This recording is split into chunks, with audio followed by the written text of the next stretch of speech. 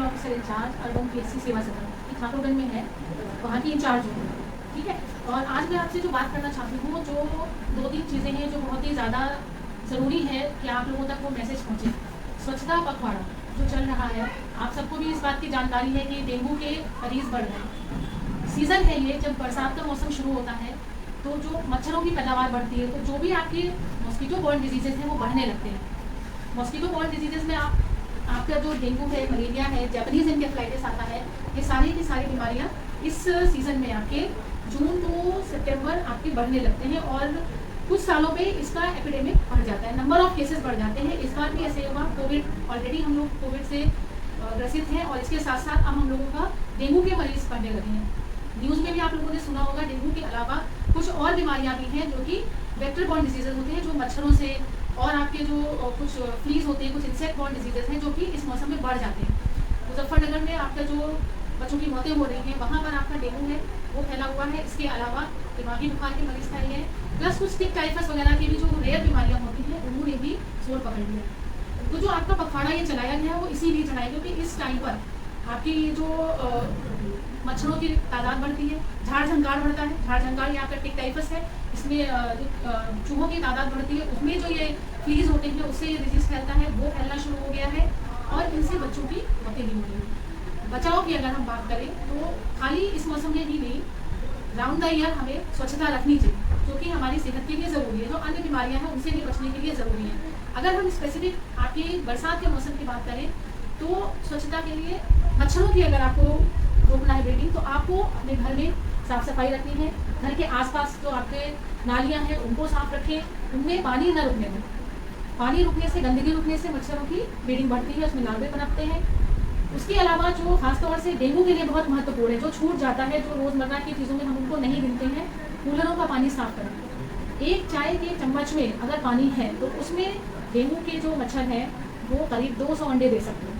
तो आप सोच लीजिए वो कितनी तेज़ी से पनपते हैं। अगर एक चाय के चम्मच में भी पानी इकट्ठा है, क्योंकि साफ पानी में पनपते हैं, तो आपके घरों की छत पे या गमलों में, या जैसे कि अगर छप्पर है घर में तो टायर वगैरह पड़े हुए हैं तो उनमें भी अगर पानी भरा हुआ है तो उसमें पनप जाएंगे। कोकोनट शेल्स होते हैं, नारियल पानी के हैं, या छोटे छोटे प्लास्टिक के कप्स हैं जो इधर उधर पड़े रहते हैं, अगर वो दबे हुए भी हैं लेकिन उसमें पानी है तो उसमें मच्छर अपने अंडे दे सकते हैं। तो ये साफ़ सफाई ज़रूरी है। आप अपने घर में और घर के आसपास साफ़ सफाई करें, नालियों को साफ रखें, पानी ना रुकने दें और उसके अलावा झाड़ झंकार ना होने दें। झाड़ियाँ ज़रूर काटें क्योंकि उसमें भी मच्छर पनप रहे हैं।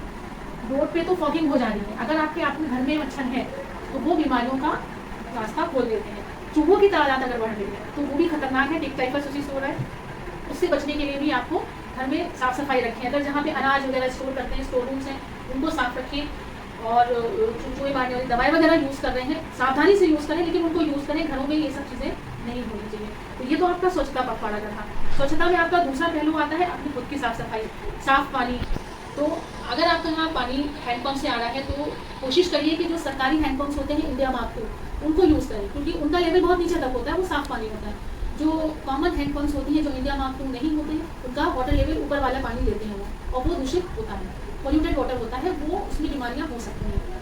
दूसरा, अगर आपके आसपास अगर सीवेज लीकेज है तो उसको रिपेयर कराएं, चाहे अपने सभासद से कंप्लेन करके, क्योंकि अमूमन पानी, पीने के पानी का भी पाइप और सीवेज का आसपास ही होता है, तो दोनों में लीकेज है तो टाइफाइड के केसेस बढ़ने लगते हैं। तो उसको ऊपर भी ध्यान देना चाहिए। ये तो पीने का पानी कम हो गया, बाकी आपका जो खान पान की चीज़ें उसको ढक के रखें ताकि उसमें मक्खियाँ वगैरह ना बैठें। खाने पीने की बात हो गई, पानी की बात हो गई, साफ़ सफाई की हो गई। दूसरा आप हम लोग आ जाते हैं जो आप लोगों को पिछले साल से मेरे ख्याल से सबने सीख लिया, हाथ धोना। हैंड वॉशिंग कितना इंपॉर्टेंट है, उससे आप बहुत सी बीमारियों से बचते हैं। और अब तो आपको कोविड अप्रोप्रिएट बिहेवियर में भी सिखाया जाता है कि पिछले साल से हम लोग जिस बीमारी को झेल रहे हैं उससे बचाव में एक बहुत बड़ा हाथ धोने का है। तो हाथ धोने से आपके बहुत से जो वाटर बॉर्न डिजीजेज हैं उनसे बचाव है। अब आपने एक नया चीज़ सीखा होगा पिछले साल से कि जो एयर बॉर्न डिजीजेज हैं उनसे भी बच सकते हैं अगर हम अपना हाथ फ्रीक्वेंटली धोते हैं, क्योंकि आपका जो कोरोना है वो एयरबॉर्न, वो सांस के जरिए या जो जिसपे ड्रॉपलेट्स इन्फेक्टेड वाली है उसको छूने से या मुंह को छूने पे कोई इन्फेक्शन होता है, तो आपके वाटर बॉर्न डिजीजेज से भी बचाव होता है और एयरबॉर्न डिजीजेज से भी बचाव होता है। तो हाथ धोने के जो तरीके होते हैं, सुमन के शॉर्ट में बताया जाता है ये सुमन के बारे में कि वो 6 स्टेप्स होते हैं कि आप अपना हाथों को कायदे से प्रॉपर्ली धोएं। खाली पानी से खंगा लिया तो वो हाथ साफ नहीं होंगे। हाथों को साफ करने के लिए अच्छे से गीला करें, पूरा अच्छे से साबुन लगा के उसमें लेदर आ जाए, झाग आ जाए, हाथ की हथेलियों को रगड़ के धुलें, पीछे की साइड धुलें, पीछे की साइड पूरा धुलें, उंगलियों के बीच के हिस्सों को धुलना चाहिए, अंगूठों को अलग से घुमा के धुलना चाहिए, क्योंकि अगर हाथ धुलते समय आपके अंगूठे छूट जाते हैं, इन्फेक्शन रह सकता है। ये बहुत ही कॉमन एरिया होता है जहाँ पे इन्फेक्शन छूटता है जब हम नॉर्मली हाथ धुलते हैं। दूसरा हमारा कॉमन इन्फेक्शन का एरिया होता है कलाई का, जो छूटता है। अगर अंगूठियाँ वगैरह पहनते हैं तो कोशिश करिए उन्हें हटा के धुलें, क्योंकि इसमें इन्फेक्शन बैठता है। नाखूनों को प्रॉपर काट के रखिए, नाखूनों में गंदगी नहीं होनी चाहिए। तो पहले आपने रगड़ लिया, पीछे को खूब अच्छे से किया, हथेलियाँ रगड़ ली, वेब्स में जो आपके इंटरजुडिशल स्पेस होता है उसको खूब अच्छे से रगड़ लिया, अंगूठे को कर लिया, कलाई को किया, और इस तरह से फिंगर टिप्स को रगड़ के। ये 5-6 स्टेप्स हैं, चाहे आगे पीछे करिए जैसे भी करें, लेकिन इस तरह से कम 20 सेकंड तक हाथ धुलना चाहिए। हाथ अगर नहीं धुल सकते, पानी नहीं है, तो फिर सैनिटाइजर का यूज़ करें। कोशिश करें कि जब भी अपने हाथ को आपने कहीं ऐसी जगह छुआ है जहाँ कई लोग छूते, जैसे कि दरवाजे का हैंडल है या टेबल है या गेट के कुंडी वगैरह है या पब्लिक प्लेस पर है, तो हाथ को धुलें। अगर हाथ नहीं धुल सकते तो सैनिटाइजर यूज़ करिए, वो जो 60% अल्कोहल वाला सैनिटाइजर है वो यूज़ करना चाहिए, वो इफेक्टिव होता है। तो ये तो आपका हो गया हैंड वॉशिंग के ऊपर। अगर हम इसी के कंटिन्यूएशन में बात करें तो कोविड अप्रोप्रिएट बिहेवियर आप लोगों को टीवी पे, सोशल मीडिया पे सब जगह बताया जा रहा है। 3-4 चीज़ें बहुत ज़रूरी हैं। आपको मास्क लगाना है, भीड़ भाड़ वाले इलाके में खासतौर से अवॉइड करना है। अगर जाना भी है तो प्रॉपर मास्क होना चाहिए। तो मास्क को साफ हाथों से पहनना है, स्पेसेस नहीं होने चाहिए। कोशिश करिए डबल मास्क। डबल मास्क जो है वो बेटर प्रोटेक्शन प्रोवाइड करता है। डबल मास्क में आप एक सर्जिकल मास्क और उसके ऊपर कपड़े का मास्क यूज़ कर सकते हैं, वो एडिक्वेट आपको प्रोटेक्शन देता है। ज़रूरी नहीं कि आप हर वक्त N95 मास्क ही लगाएं, सिंपल सर्जिकल मास्क और उसके ऊपर कपड़े वाला मास्क आप लगा सकते हैं। तो मास्क लगाना चाहिए, भीड़ भाड़ वाले इलाकों को अवॉइड करिए। अगर आप जा भी रहे हैं तो कोशिश करिए कि सोशल डिस्टेंसिंग मेंटेन रखें, कम से कम 2 हाथ की दूरी जो है वो बना के रखें। 2 हाथ की दूरी इसीलिए बनवाई जाती है कि जो इन्फेक्टेड एयर ड्रॉपलेट्स हैं वो अगर कोई बंदा छींक रहा है या बोल रहा है और वो इन्फेक्टेड है तो वो आपका 2 हाथ की दूरी तक, 4 फीट की दूरी के आसपास वो ड्रॉपलेट्स वहाँ पे हवा में कुछ देर तक रहती है, तो वो सांस के जरिए आप दूसरों को इन्फेक्शन फैला सकते हैं। इसके साथ साथ अब जो बहुत महत्वपूर्ण प्रोग्राम जो चल रहा है जिससे हम इस महामारी से बच सकते हैं, वो है आपका कोविड वैक्सीनेशन। तो कोविड वैक्सीनेशन में डिटेल में जाने से पहले ये बता दें कि ये मिसकंसेप्शन मत रखिएगा कि हमने वैक्सीन लगवा ली तो हम आज़ाद हैं, हम मास्क नहीं पहनेंगे, हम पार्टीज में जाएंगे, हम भीड़ भाड़ इलाके में जाएंगे। ये एक नई बीमारी है, अभी भी अंडर स्टडी है, काफ़ी कुछ सीखा हम लोगों ने इससे, लेकिन अभी भी ये इवॉल्विंग डिजीज़ है, इसमें चेंजेस भी आते हैं। तो कोई भी खतरनाक चीज़ है, हम अपने घर को भी अगर प्रोटेक्ट करते हैं, अपनी वैल्यूबल चीज़ें हैं, ज्वेलरी वगैरह है, तो आप अलमारी में लॉकर में रखते हैं। फिर भी आपको बाहर जाना होता है तो आप बाहर दरवाजे लॉक करके जाते हैं। तो सेफ्टी एक चीज़ नहीं होती कि हमने वैक्सीन लगा ली हम 100% सेफ। हमको हर वो चीज़ फॉलो करनी है जो हमें बचा सकती है। तो कलेक्टिव स्टेप्स लेंगे तभी हम सेफ हो सकते हैं और इस डिजीज़ को एपिडेमिक से कंट्रोल करके हम इसको नेग्लिजिबल प्रिविलेज रेट पे ले आ सकते हैं। इसमें मेरी सबसे गुजारिश है कि वैक्सीनेशन ज़रूर कराइए। 2 वैक्सीन हैं जो अभी करेंटली बल्क में मौजूद हैं, कोविशील्ड और कोवैक्सीन। कहीं कहीं पे स्पुतनिक भी मिल रही है। तीनों वैक्सीन नहीं हैं। अगर मैं कोविशील्ड और कोवैक्सीन की बात करूँ तो ये आपको सरकारी अस्पतालों में फ्री ऑफ कॉस्ट लगाई जा रही है। प्राइवेट में भी इसके रेट फिक्स हैं, मुझे एक्जैक्टली रेट नहीं आ रहे, लेकिन कोविशील्ड शायद 700 से 800 के बीच में है। दोनों ही वैक्सीन इफेक्टिव है, ऐसा कोई भी साइड इफेक्ट नहीं है कि लोगों को डरा दिया जाए। बहुत लोगों को लग रहा है, बल्क में लग रहा है आप, और बिल्कुल ही सेफ वैक्सीन हैं। कुछ साइड इफेक्ट्स जिनको बहुत ज़्यादा प्रोपेगेंडा मिल रहा है कि डेथ हो जाती है, क्लॉटिंग हो जाती है, वो रेयरेस्ट ऑफ रेयरेस्ट कॉम्प्लिकेशंस हैं। पर मुझे एक आध आपको सुनने को मिल गया, वो इसलिए क्योंकि बहुत मास वैक्सीनेशन हो रहा है, ऑल ओवर इंडिया हो रहा है, तो इसलिए वो रेयरेस्ट ऑफ रेयरेस्ट कॉम्प्लिकेशन आपको सुनने को मिल जाते हैं। होते नहीं है, बहुत सेफ वैक्सीन है। कॉमन साइड इफेक्ट्स हो सकते हैं जो बच्चों की वैक्सीन में भी हो जाते हैं, जैसे फीवर आ गया या लोकल पेन हो गया, उसके लिए पैरासीटामोल ली जा सकती है।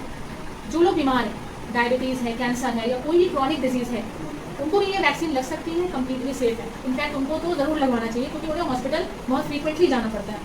तो जो लोग ज़्यादा बीमार हैं, लंबे समय से बीमार हैं या जिनको चलने फिरने में दिक्कत है, वो भी लगवा सकते हैं। 100% सेफ वैक्सीन है। और 45+ के ऊपर की जो पॉपुलेशन है उनको तो खास तौर से इसको जल्द से जल्द लगवा लेना चाहिए, क्योंकि उसके इसके बाद बहुत से क्रॉनिक डिजीजेस होने लगते हैं, डायबिटीज, हाइपरटेंशन, हार्ट डिजीजेज। और ऐसे मरीजों में अगर कोविड होता है तो उनको कॉम्प्लिकेशंस के इंक्लूडिंग डेथ के चांसेस बहुत बढ़ जाते हैं।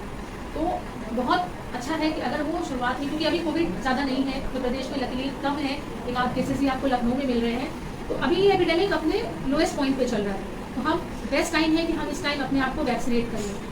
फ़ायदा क्या है वैक्सीनेशन का? एक तरीका है बॉडी में इम्यूनिटी जनरेट करने का। उससे हमको 2 चीज़ों के फ़ायदे मिलते हैं। एक तो हमारे चांसेस कम हो जाते हैं कि हमारी बॉडी को इन्फेक्शन होगी, अगर हो गया तो चांसेस बहुत कम हो जाते हैं कि हम सीवियर इलनेस या कॉम्प्लिकेशंस की तरफ जाएंगे।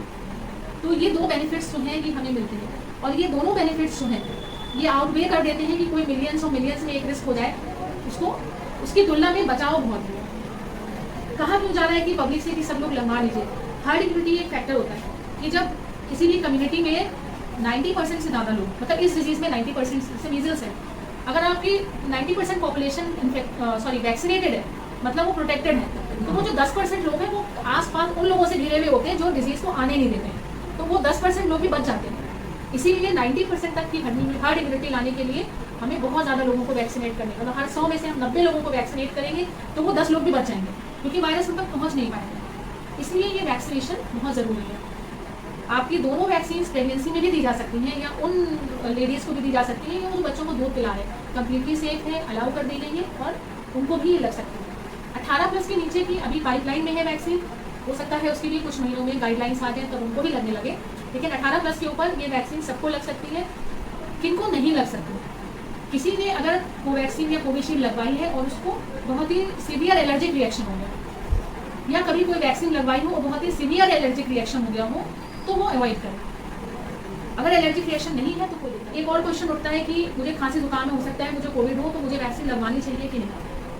तो अगर आप खांसी जुकाम है तो आप कुछ दिन रुक के लगवा लें, क्योंकि आप या तो आप अपना टेस्ट करा लें, मना नहीं है वैक्सीन का, लेकिन आप दूसरों के लिए रिस्क ना बन जाए तो थोड़ा सा वेट कर लीजिए, जब आपका खांसी जुकाम ठीक हो जाए आप तब लगवा लीजिए, लेकिन उसको लगवा लें। अगर कोई टेस्टेड है, पॉजिटिव है, एक्टिव डिजीज़ में है, उसको लगवाना चाहिए कि नहीं चाहिए? वो लगवा सकता है, उसे मना नहीं है एक्टिव डिजीज़ में, लेकिन वो एडवाइजेबल नहीं है, क्योंकि आप उस टाइम पे हेल्थ डिपार्टमेंट और जो पब्लिक है दोनों के लिए आप रिस्की हैं, आप दूसरों को इन्फेक्शन दे सकते हैं, तो आपको रुकना है। तो अगर एक्टिव डिजीज़ है कोविड का तो भी रुक जाइए, थोड़ा सा आपको कॉफ कोल्ड ज़्यादा है, फीवर आ रहा है तो थोड़ा सा रुक जाइए और फिर उसको लगवा सकते हैं। As you said that we should use the sanitizer in which there is 60% alcohol. At least, not less than that. Not less than that. But there are some people, I myself know someone who use excessive amount of alcohol-based sanitizer, and because of that, their skin problem. They can get skin rashes. Yes, ma'am. And the peeling of skin is there. Hand washing is the best. Next comes the sanitizer. So at least 60% is the minimum percentage of alcohol. Below that, it will not be effective on the virus. But if you are using very high percentage of the pure alcohol, and if you are using it frequently, then definitely it will going to affect your skin also. So better to avoid. Use gloves for safety or not? It's a good question.